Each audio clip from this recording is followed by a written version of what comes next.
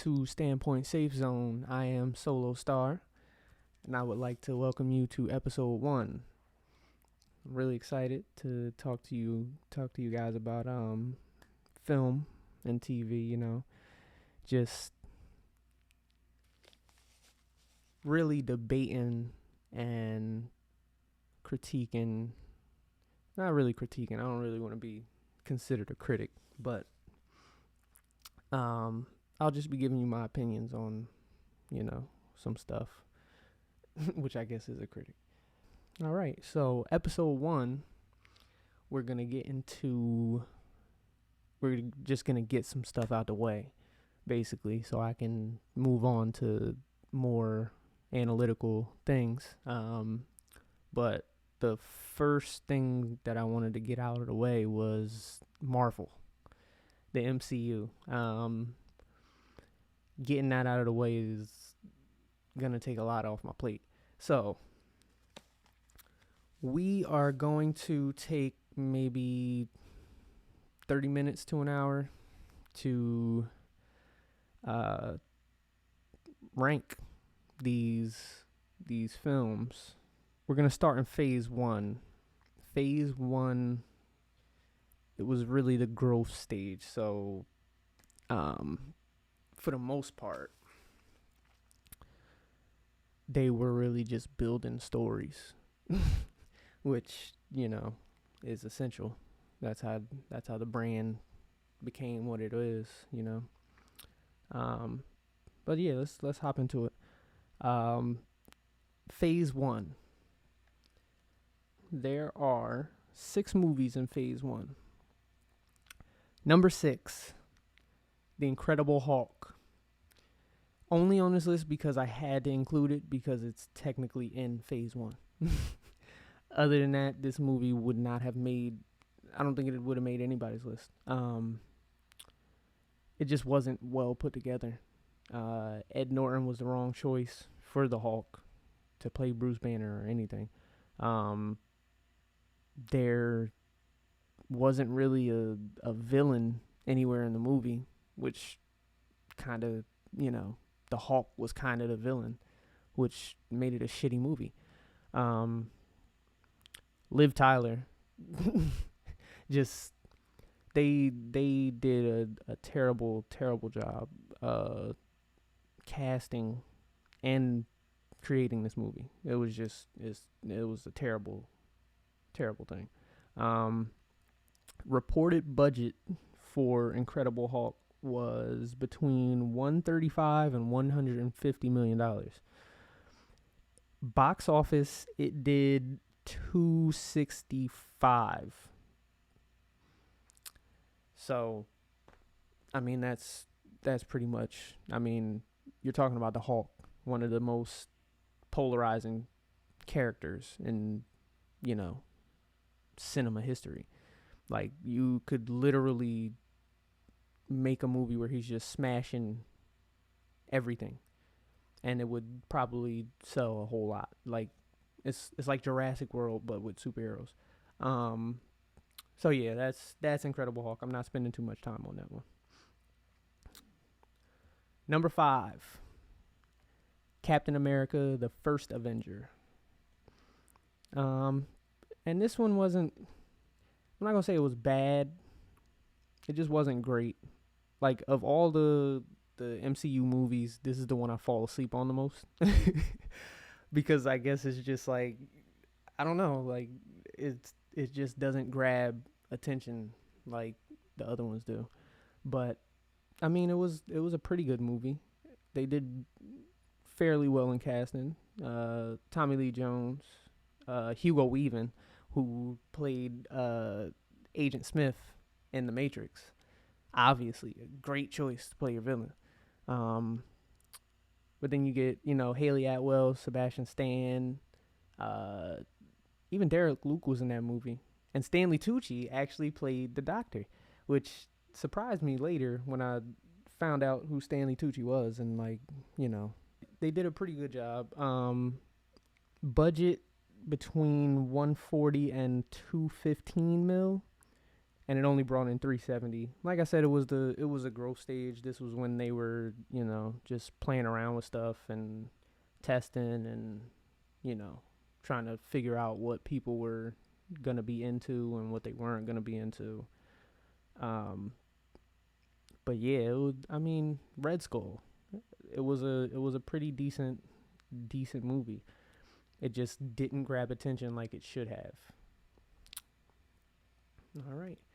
Um, Number 4 is Iron Man 1. And I know some of you guys might not agree with me, but Iron Man 1, yeah, is definitely going to be the one. I mean, they did a really good job of casting, but as far as, you know, we're getting to the great movies in phase 1, and Iron Man, I can't put it in the great category. Iron Man 1, I mean, Jon Favreau, he directed it, but it just wasn't. It yeah, no, it didn't grab like it was supposed to. Um, but it did set everything off. So, I mean, that's probably why it gets the nod over Captain America. But it wasn't really, I mean, they use explosions in Marvel to offset shitty scripts. And I really don't think this was like the best story. It started off great, but once he got out of the cave, it was like there's really nothing else going on. You're fighting fucking Jeff Bridges, and it's just I don't know. I mean, Jeff Bridges didn't do a bad job as Obadiah or whatever his name was. It was Obadiah, right? Yeah, Obadiah. But I don't know. It just it didn't hit me like that. Maybe it was Terrence Howard, cuz I didn't like that dynamic of him and it was like both of them were trying to dominate scenes, and I feel like they overlapped each other. Because Robert Downey Jr. and Terrence Howard do kind of have that same comedy delivery, but it's like he wasn't as good as Robert Downey in that, Robert Downey was the headliner. He was a star. I don't like Gwyneth Paltrow in like any of the the Iron Man movies. I think she did her best work in 3, but I don't like her in any of the movies. Now, Iron Man 1, set to a budget of 140 million reported. Box office took in 585. So, half a billion. Like I said, I mean, it wasn't a terrible movie. It wasn't bad. But I mean, you get the high tech of Iron Man, and it was like really, really clunky, and I mean, I guess in hindsight, I'm ranking it that, but back then it was probably fucking great back in 2008. But yeah, that's number 4. Number 3 is Thor, who probably had the best opening movie of any of them, but that's because they overloaded this cast with talent. Like I think it's because Chris Hemsworth isn't that strong an actor, so they like just bombarded him with great talent around him. I mean, you got Natalie Portman, number 1, who is just phenomenal. But then you got Anthony Hopkins. Like, if you have Natalie Portman and Anthony Hopkins in the same movie and they don't even meet face to face, this is some like crazy shit. But yeah, and then you throw Hiddleston, for the Hiddlestonians, who really, I hadn't seen in anything except for Midnight in Paris before this, where he played F. Scott Fitzgerald, which is one of my favorite movies. But yeah, Hiddleston. But then you had Idris Elba too. So it's like it was just a magical freaking cast. Um, and then didn't I think Renee Russo played the mom? Yeah, they just had, and then Stellan Skarsgård. Oh my God, they just threw everything at Chris Hemsworth, and I mean they didn't disappoint with this one. It was just like, I mean the story, but no movie in the Phase One had great story at all. Like none of them were like the twists and turns surprised you or did something like no. It was cool. It was cool to watch. But yeah, this one surprisingly not being number one, only because I feel like Chris Hemsworth is the one that took it down a couple notches. But he definitely had the best debut of the big three. And like I said, you can disagree with me, but he had the best. Come on, Anthony Hopkins, Natalie Portman, Idris Elba, Stellan Skarsgård. Like, come on, bro. What are you gonna do? But yeah, Thor 1, set to a budget of 150 million reported, brought in 450 million. So, he didn't do as good as Iron Man 1, but Iron Man 1 set everything off. What are you gonna do? And it had Downey in it, man. It had Downey. 2, and we're down to the last 2. But number 2 for me is Avengers, and people will definitely disagree on this one. Avengers 1 was so full of cliches and just it was like literally it was just Hulk smash, like it was just slogans and cliche. Like I felt like it was just a big long commercial. Like, what are you doing? Like, actually write a script, guys.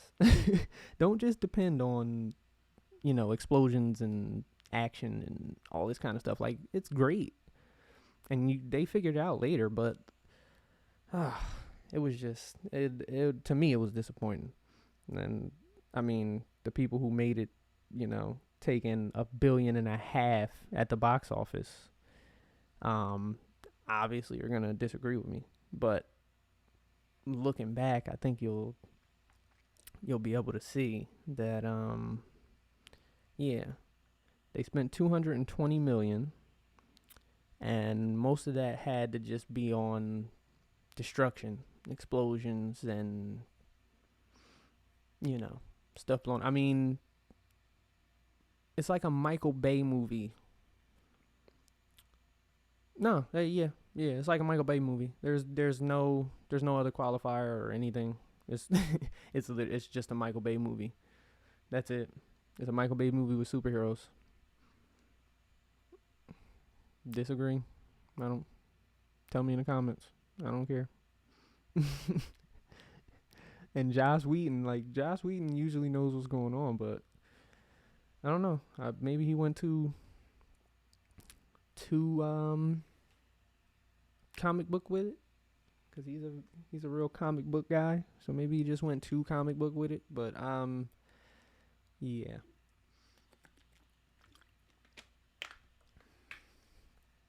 All right. Now we get into number 1. And for me, the best movie, the absolute best movie in Phase 1 is Iron Man 2. I mean, it's the only one left. You had to know it was coming up. Iron Man 2, which will be on a future show titled Sequels That Are Better Than the Original. Um, yeah, Mickey Rourke. Mickey Rourke killed the role as the villain.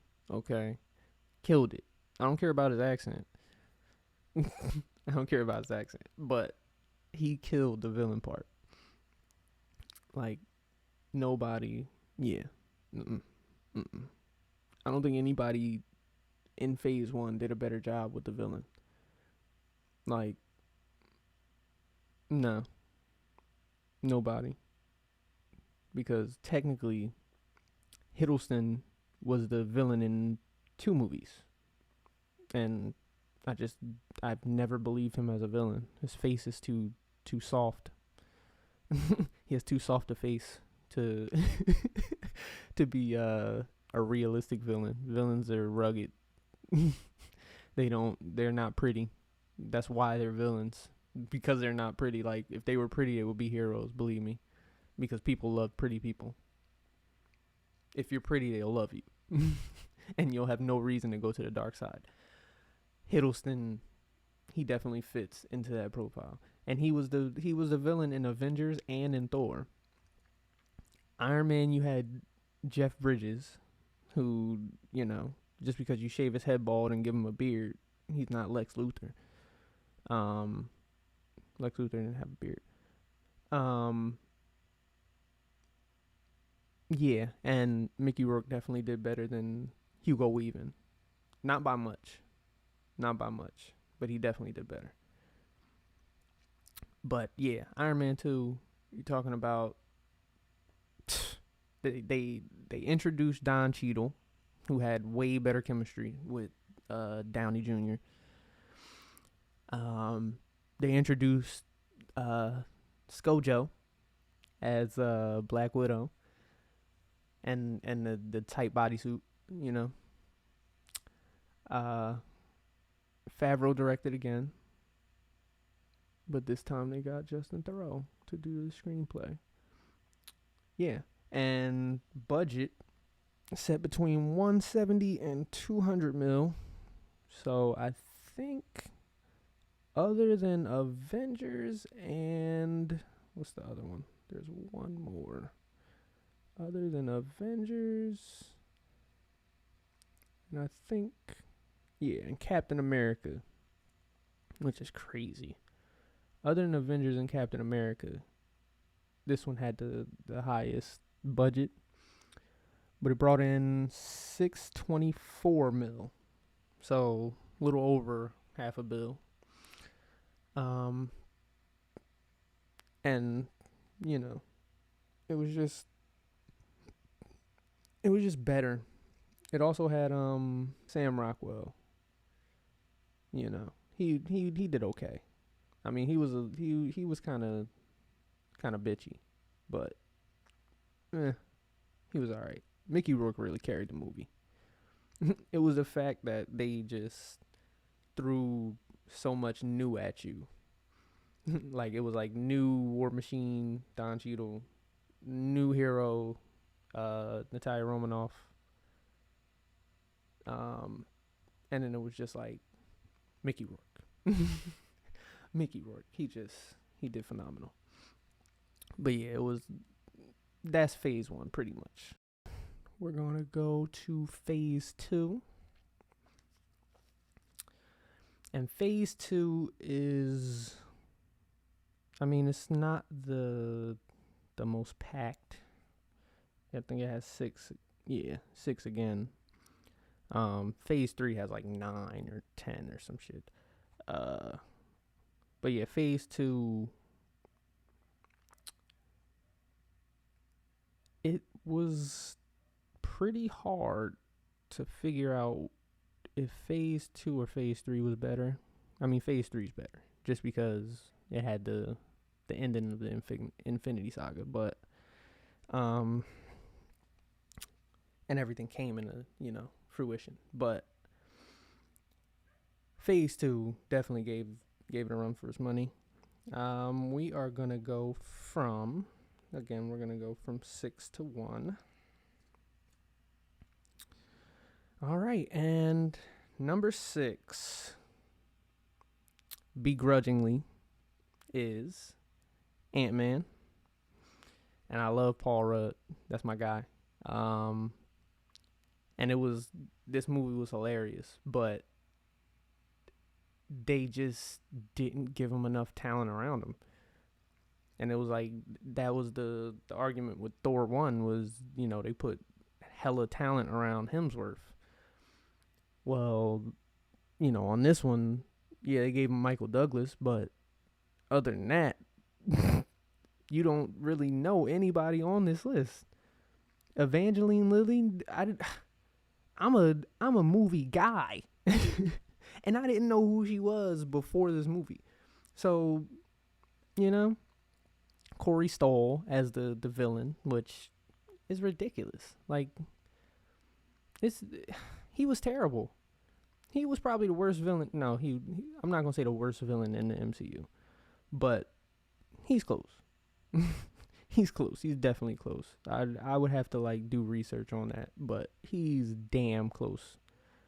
And then you don't even know anybody else. Michael Pena, that's my dude. That's my dude too. But you think they paid out the ass to get Michael Pena? No, no. They just got him. They were like, yeah, it's a comedy movie. It needs more comedy. Yeah, that's cool.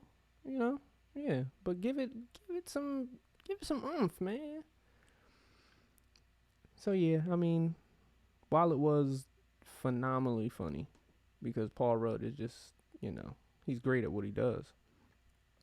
And Evangeline Lilly didn't do bad. She wasn't bad. She was pretty good, but I would take her over. Nah, never mind. I wouldn't take her over Paltrow. They get some. Yeah, they didn't even give him a good Haley Atwell, Natalie Portman. Who did I just say? Gwyneth Paltrow. Come on, guys. You could have gave Ant-Man somebody. You could have gave him somebody. But yeah, it wasn't terrible that she did it. Paul Rudd and Michael Douglas and my boy Michael Pena. They pretty much carried the movie. And they put the little Anthony Mackie cameo, which, it was kind of funny. But it was just comedy. That's all it was. So for Ant-Man 1, reported budget between 130 and 170 mil, and it brought in $500 million. So definitely probably the biggest thing Paul Rudd has ever been a part of, other than the Phase 3 movies, but where he's starring, this is probably the biggest one. All right, so Ant-Man is number 6. Number 5, which is going to be very, very ill received by anybody listening, but it is Avengers Age of Ultron. This one was a complete letdown for me. It was just it wasn't even. It just wasn't as good. It wasn't even as good as the first one to me. And I think it's because of the guy they got to voice the villain. The guy they got to voice Ultron. Who wants... Come on, guys. You got the guy from Blacklist. Blacklist wasn't even a good show. And he wasn't even good in it. James Spader? Come on, guys. James, come on. As a villain. He looks like a pedophile, but as a villain, guys, come on, man. James Spader, not in the MCU. Maybe, in a psychological thriller where, the bad guy is your neighbor who lures women over and kills them. Disturbia. He could have played the guy in Disturbia. But nah, not for Age of Ultron. Come on, guys. I needed somebody sinister voicing that shit. Get me fucking, I don't know. Give me Tom Waits or somebody. I don't know. I'm spending too much time on James Spader. James Spader sucked. He was terrible. He ruined it. And then they just overloaded. They just overloaded this movie. It was just too much. Like, Vision was good. The introduction of Vision, that was obviously, a highlight. What else? And the way it started, the first couple scenes were pretty good. It was just like, once James Spader came into the picture, it was just downhill from there. And there was nothing you could do about it. You just had to sit there and take it. But this is how you know, okay? The budget was double, at least double what they spent on the first Avengers movie. And they brought back $100 million less. So they brought in $1.4 billion, which is still a crazy amount of money, but you spent double on it. I mean, I can assume that you expected profits to go up. You expected that number, the revenue, to go up. No. They made less. They made $100 million. I mean, if you're talking about, they spent $220 million on the first Avengers movie. The second Avengers movie, this movie, we're talking about between 440 and 500 million they spent on this. And you made $100 million less than you did on the first Avengers. It's just sad, bro. It's just sad. I've spent too much time on Avengers Age of Ultron. And the only reason it's above Ant-Man, is because as shitty as James Spader was, at most, I can only tie him with Corey Stoll, who played in House of Cards, which is dope. And then he's another guy from Midnight in Paris. He played fucking Ernest Hemingway. And I didn't even like him in that. It was like, I don't know. Don't get me started. All right, so this one's definitely not going to be well received. But number 4 is going to be Iron Man 3 for me. That's just for me, and it's only because the 3 that I have in the top 3 literally couldn't be anywhere but the top 3. I couldn't put the third one. It just wasn't. And they spent $200 million on this one, but they brought back $1.2 billion. So yeah, and we're talking about just Iron Man, just RDJ and Guy Pearce as the villain, which he didn't do bad. I think it was really the character that got it, to the point where it wasn't terrible. Because Guy Pearce, yeah.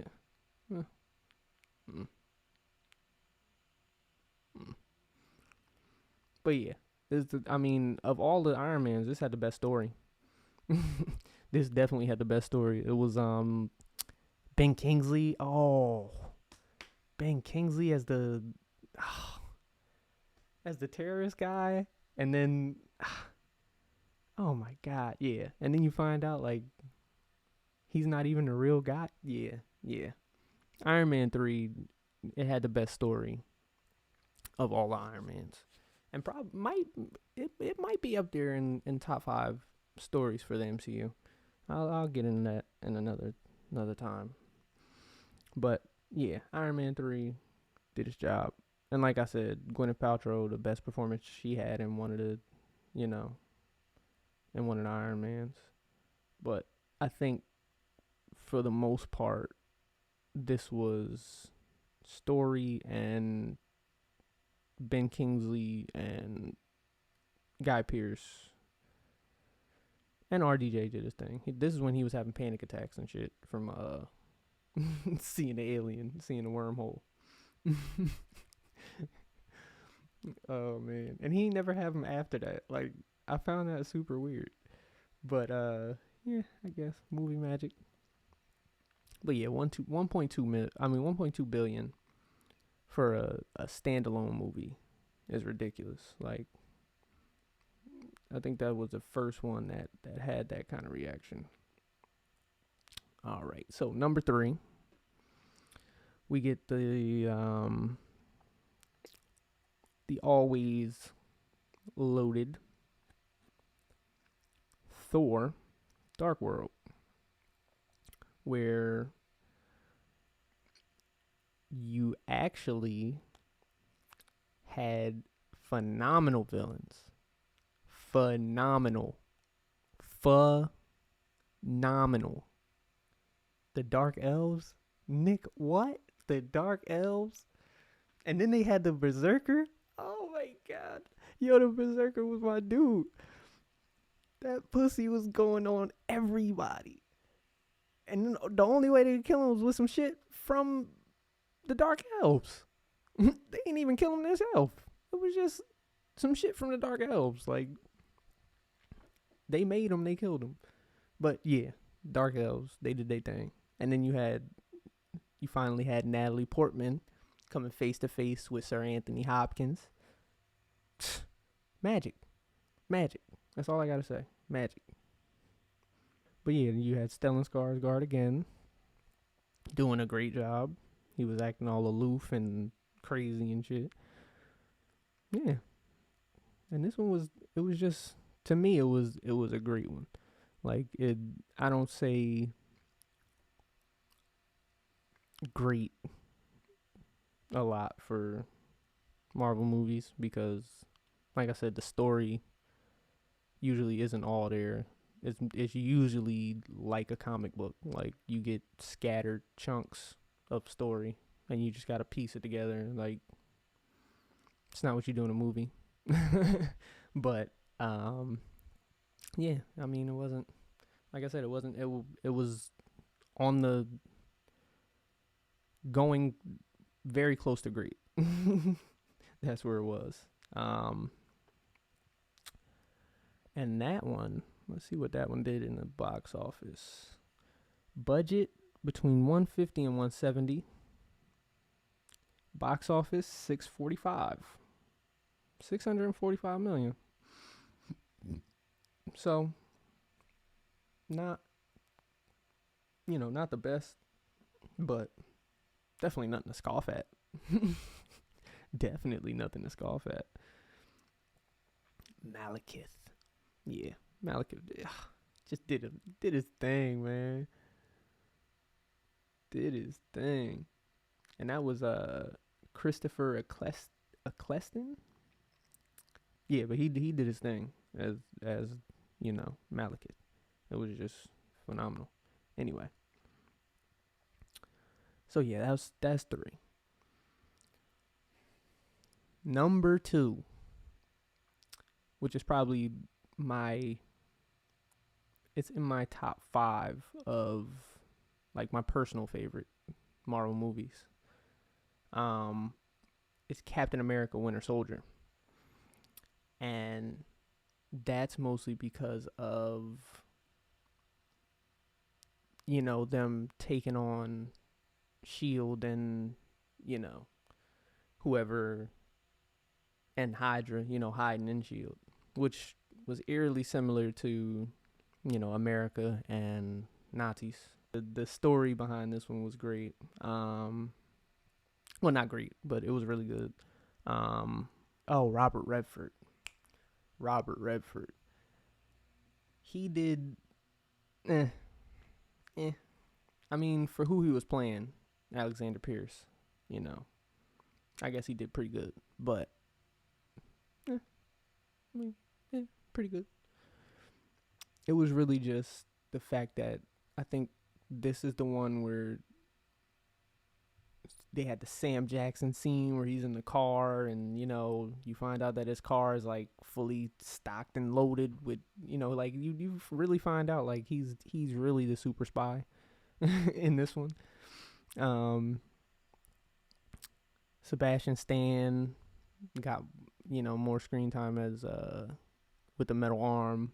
I think that's the first time we saw the metal arm, actually.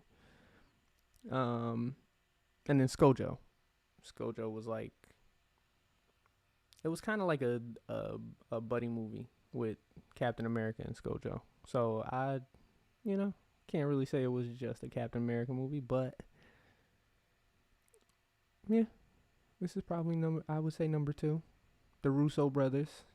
I think, yeah, the Russo brothers. So, and I think that's the first movie that they directed.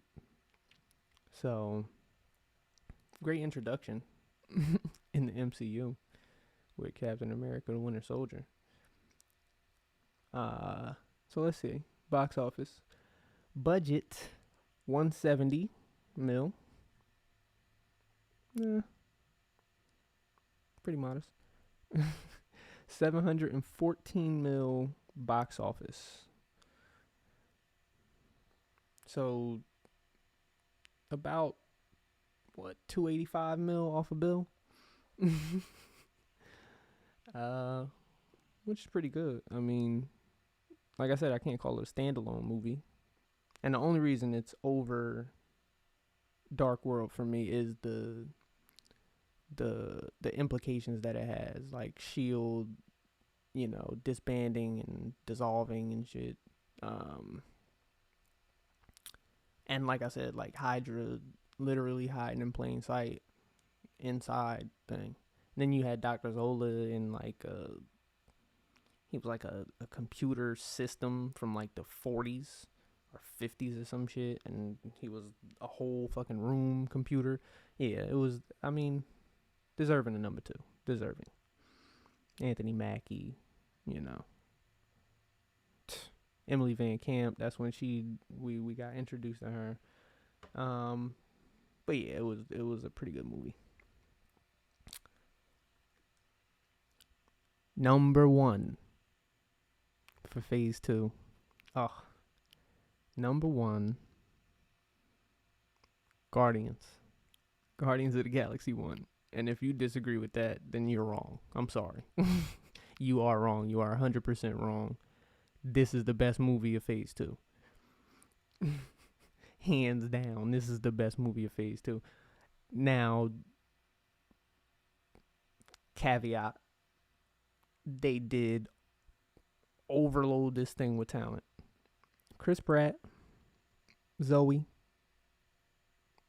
then you had Brad Cooper, Vin Diesel saying his little, his 3 words and different inflections, which somehow made him the most lovable character. 3 lines. I mean, keep it simple. Keep it simple, people.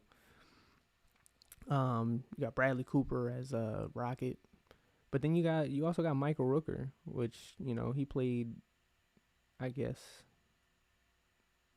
a little bit of the villain in the beginning, but who really took the show was I guess Lee Pace as Ronan. Yeah, as Ronan. And then they had Benicio as the Collector. Of course. John C. Reilly in this one. Yeah. No, come on. They overloaded this thing with talent. But at the same time, it was a great movie. I mean, you had it's written and directed by James Gunn. So, I mean, do what you want with that information. But yeah, definitely the best one. I don't know if it had something to do with the outer spaceness of it, or if it was just like Chris Pratt and his ability to just improv, or I don't know if that was script, or I don't know, but it was just great. It was just great. I fucks with it heavy. So yeah, it's box office. Let me not do that. Box office, they spent 232 million reported. Yeah, between 200 and 230. And they brought in 772. So, yeah, I mean, not great. Not the best. I mean, they spent 220 on the first Avengers, but when we talk about that talent, I think they were definitely already established, and you had each of their individual movies do at least over 400, I think. I'm pretty sure in phase 1. So when you bring them back, when you bring them all in for Avengers 1, which you spent 220 mil on, and you probably got them cheap because, you got them on the contract before their first movies, then yeah, you're obviously going to get a bigger bring back. But to spend 230 on this movie, which I'm pretty sure was mostly you paying actors and paying the talent, because Benicio don't come cheap, Glenn Close don't come cheap, John C. Reilly, he might come cheap, but he's giving you your money's worth. Jimon Hansu, that's my guy. Karen Gillan, Michael Rooker, Lee Pace. But to bring in just the top five, you had to spend bread. Chris Pratt, Zoe Saldana, Dave Bautista, Vin Diesel, and Brad Cooper. You had to spend just bread. So, it was pretty modest. 772 million. So that's pretty much it. Phase 2. All right, we're gonna hop into phase 3. Let's get this going. All right. Now, phase 3 is the best phase. If anybody didn't know that. If you had no idea. Phase 3 is the best phase. It's the only phase. Oh, man. All right. So, and this is not in the order, is completely like, you're gonna be like, yeah, you really did your homework on these. There are 11 movies. 11 movies in phase 3. And obviously, at number 11, they did a shitty job on Captain Marvel. And I don't think, actually, no. Brie Larson was the wrong choice. She was the wrong choice for Captain Marvel. And I know she was like, you could have got somebody else, honestly. And I know you probably wanted like Jennifer Lawrence or somebody to play that. And, you couldn't get her, so you just went and were like, we'll take Brie Larson. Like, nah, bro. Nah. Should have just waited. But, yeah, I guess, yeah. I'm not even going to get all into it. Budget, between 150 and 175. Box office, it took in 1.1 billion. Like I said, you might disagree with it, but yeah, no. This was it was shittily done. Very shittily done. And it even had Jude Law in it, which is like, oh man. Annette Bening. Yeah, should have been better. Definitely should have been better. But you got Brie Larson. Like, when you start off with Brie Larson, anyway, not even gonna spend a lot of time on Captain Marvel. All right, number 10 is Spider-Man: Homecoming, which is Spider-Man 1. And let me see. Yep, budget 175, box office 880 mil. So I mean, you can't argue with the box office, but as far as MCU movies and even Phase 3 movies, it's like, nah, I'm good. I'm good at having that at 10.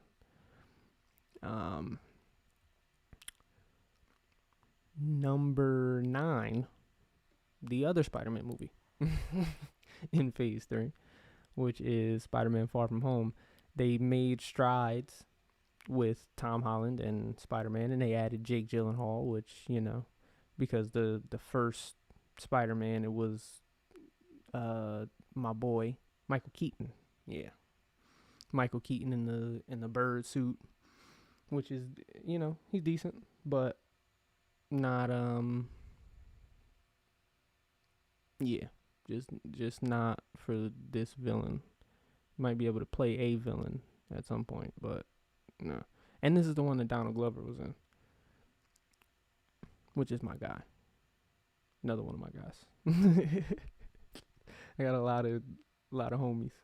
But yeah, you get the RDJ cameo, you get the Jon Favreau cameo, you get, the Gwyneth Paltrow cameo. Like, it was just, they were trying too hard with one. But two, they settled down, and I feel like they got a groove. And then you had Jake Gyllenhaal playing both a hero and a villain, which was pretty goddamn cool. But yeah, I mean, JB Smoove,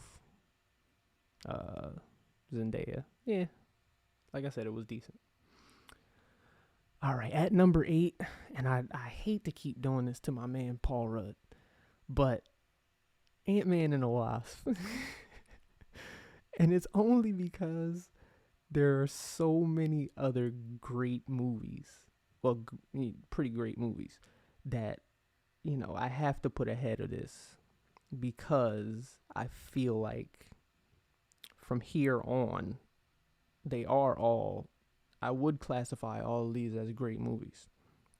Like, I genuinely enjoy watching the next ones. But Ant-Man 2, just like Spider-Man, like, they made strides. They're getting closer to the mark, and this is what Marvel does. They test. They poke and prod. They test. So, with the first one, you do a little bit, but with this one, when you have,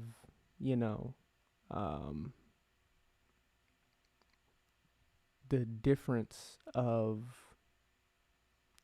villains, when you have, what's her name?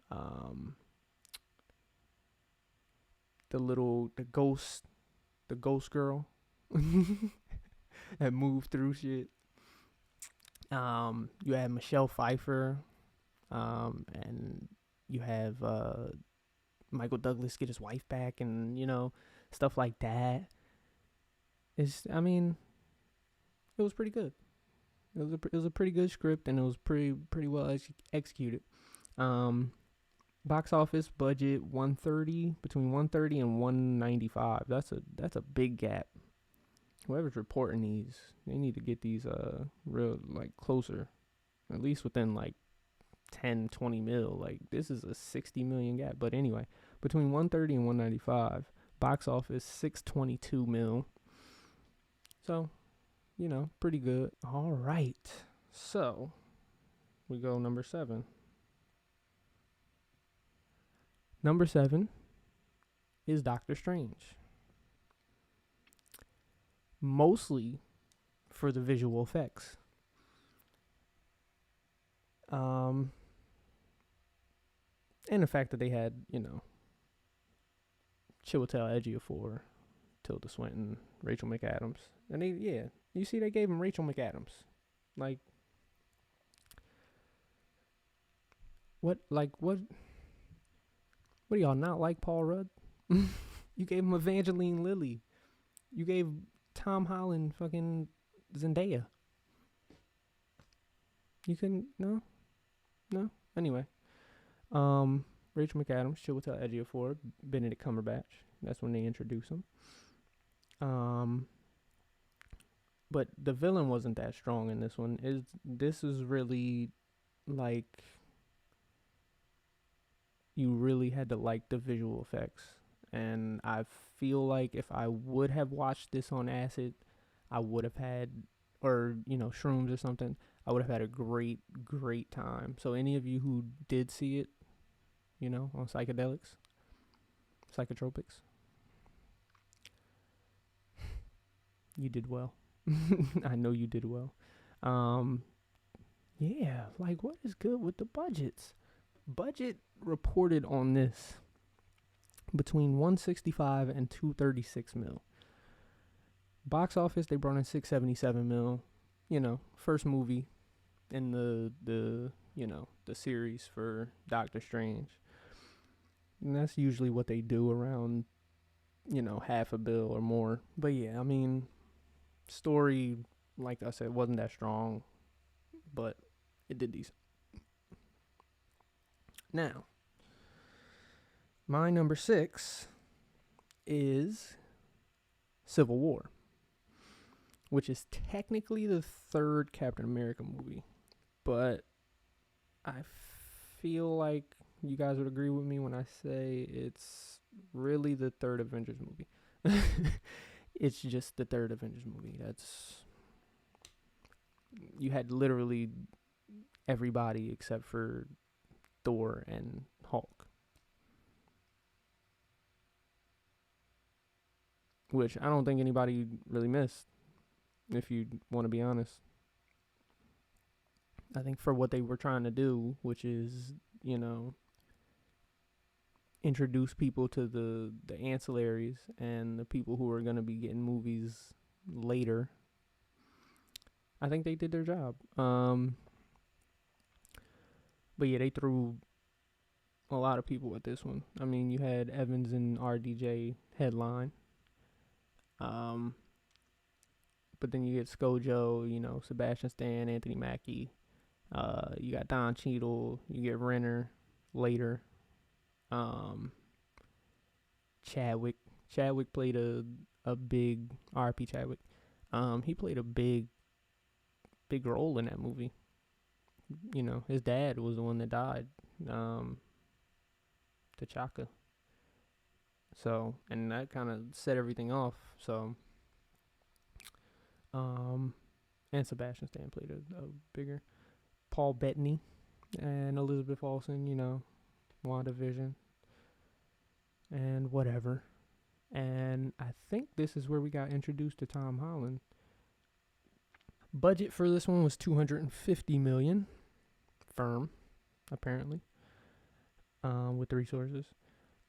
Box office, 1.1 bill.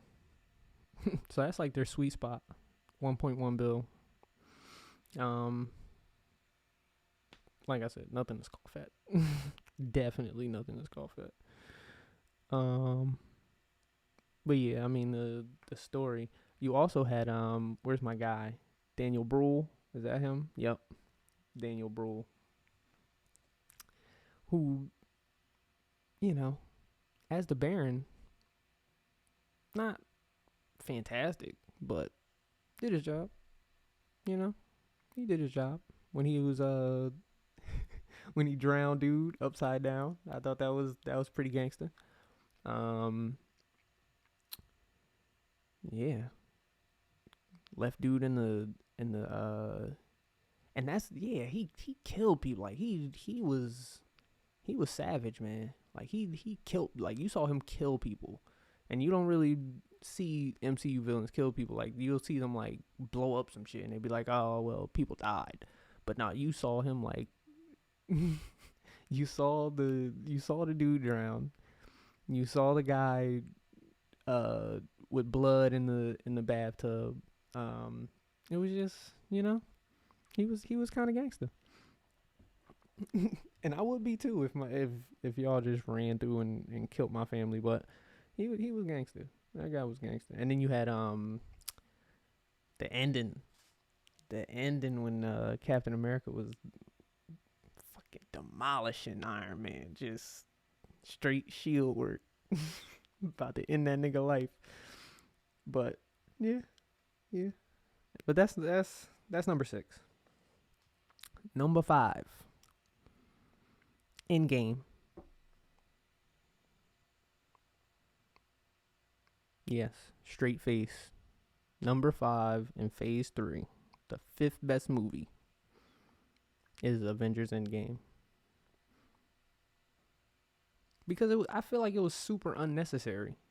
I feel like you could have made a long ass Infinity War and just had that in there. Like, it just didn't feel like what it was supposed to be. For some reason, like it was a lot of hype for not a lot of reward. Russo brothers, and you threw literally everything and everybody at this thing. So I mean, it's understandable why it did what it did. Budget between 356 and 400 mil, which apparently only, what was it, one other movie, which I think was Age of Ultron, they've spent more so far that I've seen. But box office, it brought in 2.8 bill. I mean, obviously it's going to bring in that. It's the last movie. When I say they threw everything, I saw the kitchen sink in the last battle scene. I saw the kitchen sink. If you didn't see the kitchen sink, you need to go back and look, because they threw everything. I'm telling you, they threw everything at this movie for it to not be that great. Like, Thanos came back. Like, you cut his head off already. I don't want to see this guy again. But yeah, that's what they do. That's what they did. They started the whole time travel thing and the multiverse thing, and yeah, it was just, that's what it was. They were setting up for other shit. They were setting up for Phase 4 when they should have been ending Phase 3. They were setting up for Phase 4, and I was like, you're setting up for shit that's just worse than, Phase 3. They were setting up for like Captain Marvel and Ant-Man and Spider-Man, and you know what I mean? They're setting up for that stuff. So it's like, no, they were even setting up for Loki and WandaVision and shit like that. So it's like, no, you were just setting up too much shit for me to take that seriously. And you basically recycled a villain, which is like a no-no, bro. You don't recycle a villain. I guess you thought you could do it because you did it with Hiddleston. And if Hiddleston could pull it off, then Brolin and, purple paint, he could definitely pull it off because of the chin. But, don't do that. Don't do that no more. So, yeah, that's number, what did I say? Number 5, right? Yeah. All right, top 4. Number 4, I'm sorry, black people, but it's Black Panther. And believe me, I wanted to put it 1, but objectively, I cannot put it number 1, and I can't put it 2, and I can't put it 3. If I could, I would. But Black Panther, it introduced us to Wakanda, and Wakanda is like the most magical place I've ever seen. Like, more magical than Lord of the Rings. Just more visually exciting than Hogwarts and anything they brought to the table. Magical. Wakanda is magical. Wakanda is like the I don't know. I feel like that's where Tupac went. Tupac faked his death and went to Wakanda because it was just, no, no. All right, budget they spent 200 mil, which understandable. You had Chadwick, you had Michael B. Jordan, you had Lupita, who was coming off of an Oscar, so you had to pay bread for her, which is why she didn't get an MCU contract. Martin Freeman, you introduce him, and he's an English actor who plays an American agent for some reason.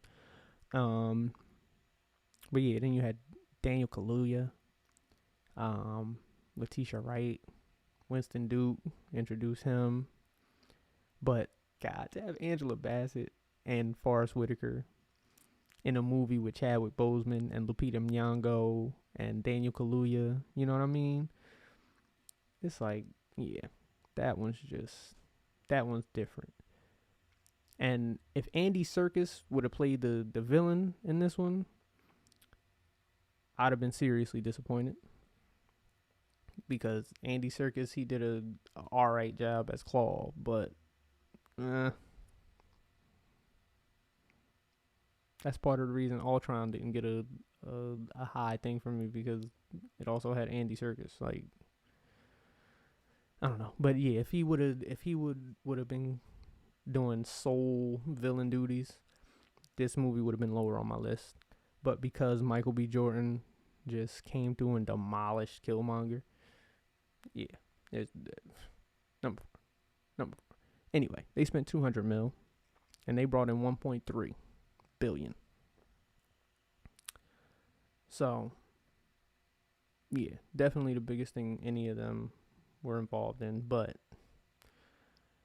1.3 billion isn't, and that's number 4, which is crazy. Number 3, and this is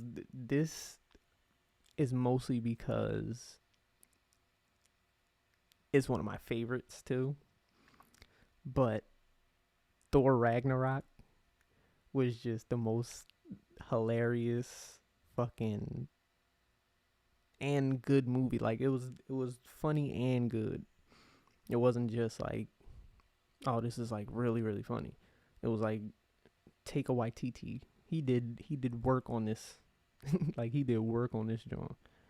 And the fact that he voiced Korg was like phenomenal. But yeah, you got Hemsworth and Hiddleston back. Kate Blanchett comes in as, Hela. Tessa Thompson, this is where we get introduced to her. Jeff Goldblum is in this one. With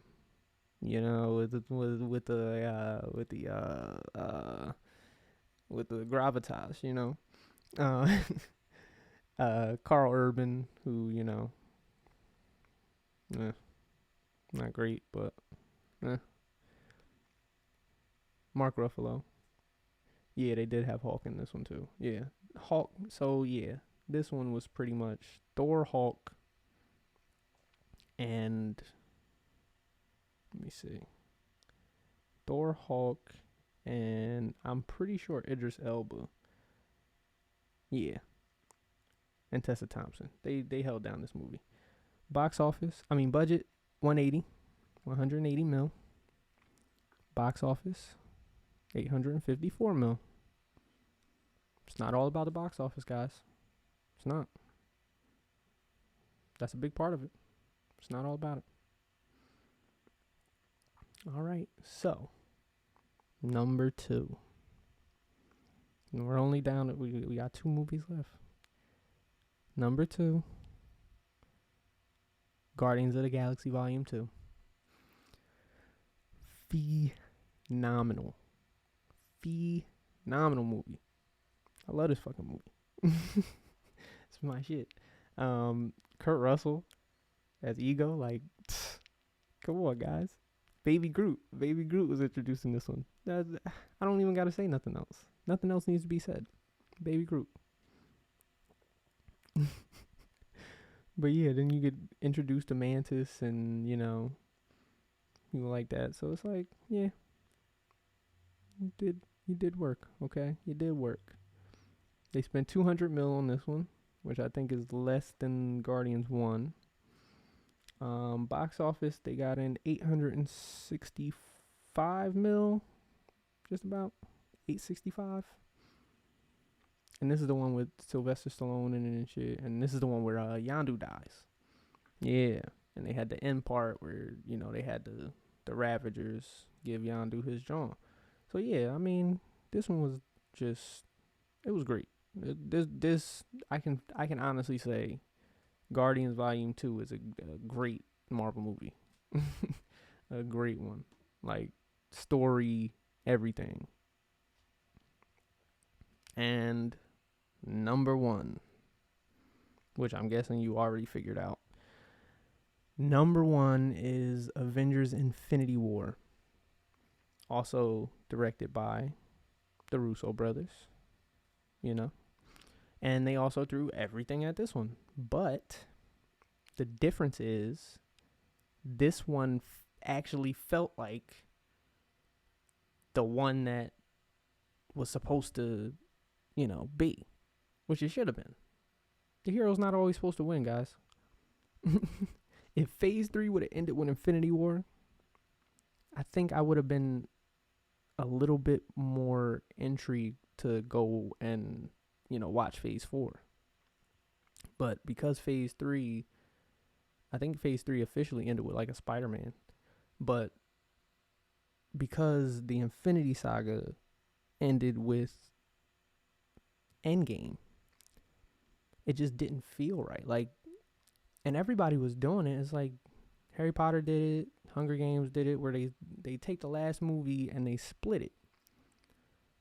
And Hunger Games did it successfully. But Harry Potter didn't, and Avengers didn't. It was like, it's disappointing. Budget between 325 and 400. So, yeah, once again, threw everything. They threw literally everything. And box office, it brought in $2 billion. $2 billion. So, I mean, if you want to get bogged down in numbers, then I guess, yeah, you get bogged down in numbers. But I'm pretty sure, Infinity War is the best one. It's just, it felt like if it would have just ended right there with like half the population just gone, right? Half the population just gone. It would have been like, think about that.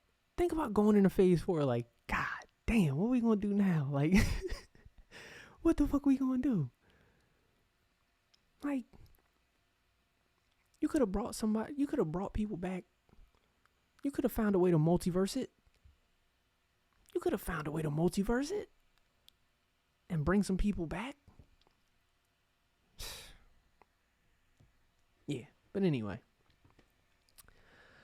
That is my list of, by phase.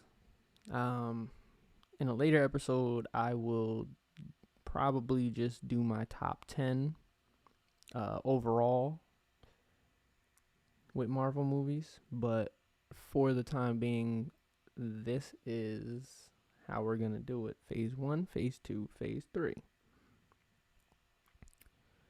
And we'll, recap later. But Infinity War ends off, that's number 1 for my Phase 3. But yeah, I hope you guys enjoyed. I am Solo Star, and these are just my opinions. This is my standpoint.